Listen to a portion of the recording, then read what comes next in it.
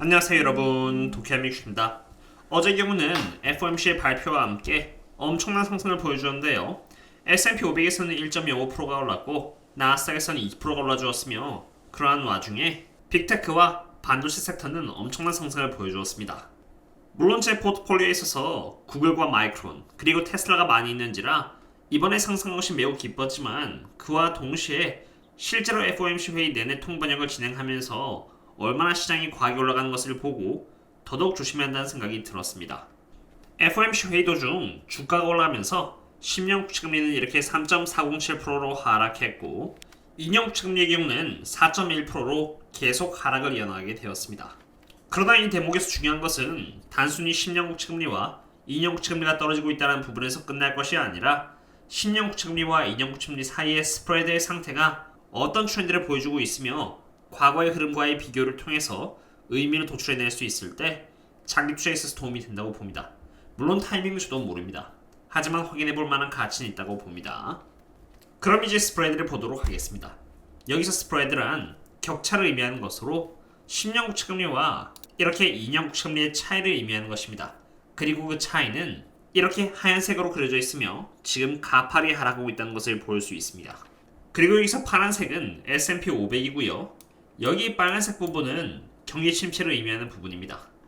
우선 10년 국채금리와 2년 국채금리가 가파른 기울기로 이렇게 아래로 향하고 있는데, 이러한 스프레드가 이렇게 아래로 향할 때는 S&P 500이 상승하는 구간과 일치하며, 반대로 스프레드가 이렇게 상승을 할 때는 S&P 500이 이렇게 하락하는 구간과 일치한다는 것을 오늘뿐만이 아니라 이렇게 과거 1980년부터 지금까지 동일하게 확인할 수 있습니다.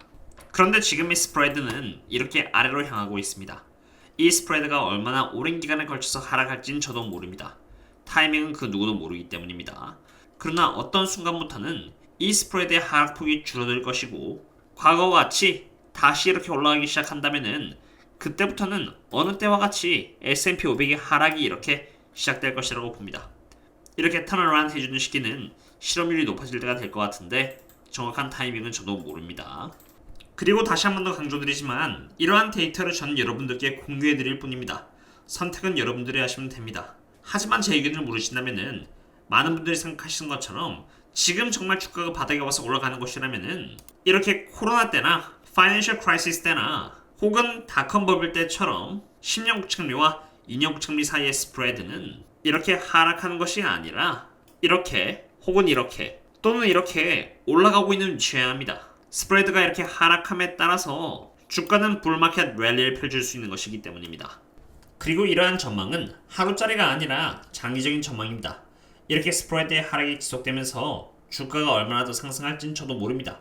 그러다가 언제부터인가 스프레드가 상승으로 전환하면서 반대로 이렇게 또 하락할지 그 타이밍을 알지 못합니다. 그런데 하루 단위로 주가가 오를 때마다 찾아오셔서 저를 욕하시곤 하는데, 주식이 오르락 내리락 하는 것을 자신의 투자 기준으로 삼으시는 것은 크게 도움이 되지 않을 것이며, 저 또한 숏을 치는 것이 아닌 롱 포지션을 갖고 있으며, 저의 경우는 단지 제 명확한 기준을 제시함으로써 주가가 가파르게 상승할 때는 오히려 조심하자는 것이 제 입장일 뿐입니다. 숏을 잡든 롱을 잡든 알아서 하시면 됩니다. 참고로 저는 멤버십 분들 대상으로 텔레그램을 운영하고 있습니다. 저는 10여 개 이상의 곳에서 유료로 데이터를 받아서 분석을 드리고 있는 만큼 일반적으로 볼 수 없는 데이터들을 분석하여 멤버십 분들께 공유를 드리고 있습니다. 그리고 그 데이터에 대한 제 의견과 앞으로의 전략 또한 자유롭게 전달드리고 있는데요.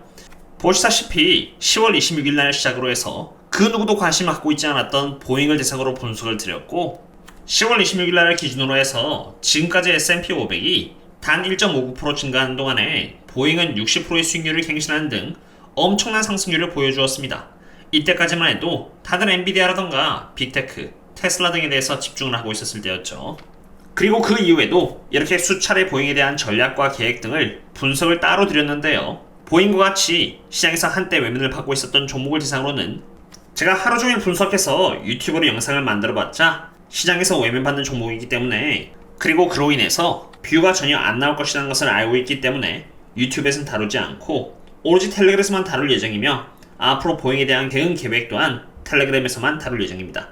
저점 대비해서 60%가 오른 상황에서도 대응 계획만 제대로 잘 잡혀있다면 수익을 낼 수 있는 확률은 차고도 넘치기 때문입니다. 혹시라도 이렇게 쉐들과 함께 안전하게 장기 투자를 해나가고 싶으시다면 언제든지 이 링크를 통해서 조인하신 뒤 커뮤니티에 남겨져 있는 멤버십 전용 글을 통해서 접속해 주시면 되겠습니다.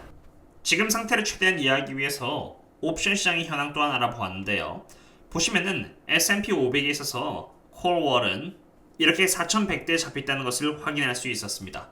쉽게 말해서 콜옵션을 산 세력들은 S&P 500의 목표가를 4100으로 맞춰놓았다는 것이고 자신들의 수익을 성취하기 위해서 최대한 S&P 500이 그 이상 갈 수 있도록 실물 자산을 사들여서 이렇게 결국 주가가 그 이상으로 가도록 만들어 놓은 상태입니다.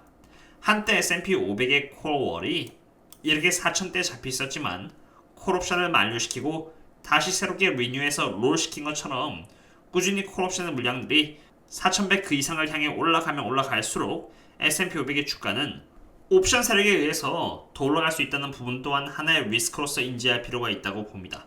왜냐하면 옵션에서의 수익을 위해서 실물 주식들을 산 물량들은 옵션에서의 수익을 냈기 때문에 홀딩할 필요가 없으므로 다 매도가 될 것이기 때문입니다. 하지만 매크로가 좀 우려스럽다고 해서 제가 주식을 파는 것은 아닙니다. 꾸준히 저평가인 종목들을 매수하면서 홀딩하고 있는데요. 그 기업 중 하나는 알파벳인 구글입니다.